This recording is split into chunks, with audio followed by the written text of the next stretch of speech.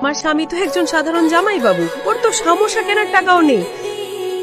Officer, আপনার কোথাও একটা বড় ভুল হয়েছে। এত টাকা ওর কাছে আসবে কোথা থেকে?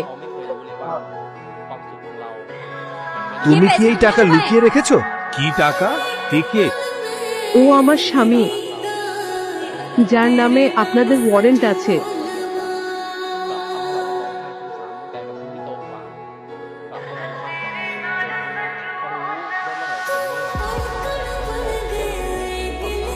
আমি এটা কেন চাই তার উত্তর আছে এই খামে। তাই আমি চাই আপনি এই খামতে 3 বছর নিজের কাছে রাখুন।